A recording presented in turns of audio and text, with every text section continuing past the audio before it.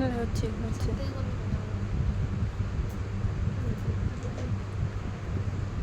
ফেলবো কোথায় সবাইগুলো? এই জেল লাইনার দিয়ে, মানে এই রকম জেল লাইনার দিয়ে আমরা কাজ করব আইব্রো করার জন্য। আমরা কিন্তু কাজল দিয়ে কেউ আইব্রো করে না, বা এখন পেন্সিল দিয়ে চলে না, তো এক সময় চলতো 10 বছর আগে। কিন্তু আমরা এই রকম জেল লাইনার দিয়ে আমরা কাজ করব আইব্রোটা। তো আইব্রো করার জন্য এরকম একটা ব্রাশ দরকার।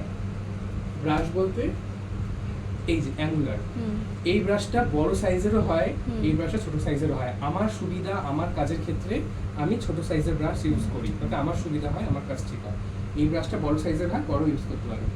যেই ব্রাশের মাথাটা তেরচা করে কাটা, ভালো করে দেখো, এই রকম ব্রাশ দিয়ে আমাদের আইব্রো করতে লাগবে, মানে আইব্রো ড্র করতে হবে। আইব্রোটা আমাদের প্রত্যেকটা মেকআপে আইব্রো, আই মেকআপ আর ঠোঁট ইম্পর্টেন্ট।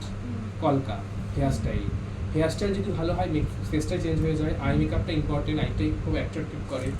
আর ঠোঁট আর হচ্ছে কি আইব্রো, সব কিছুই ভালো করে করতে লাগবে, তো মাথায় রাখতে হবে। তারপরে এখন কি করবো, এই জেল লাইনার দিয়ে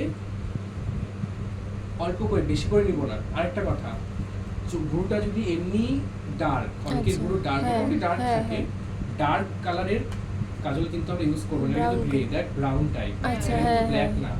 বুঝতে পারছো সবাই, এটা কিন্তু ব্ল্যাক কালার না।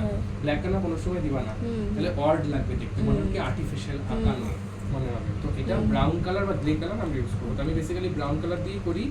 ব্রাউনটা দেওয়ার পরেই ডার্ক হয়ে যায়। কি করব, এই যে ভ্রুটা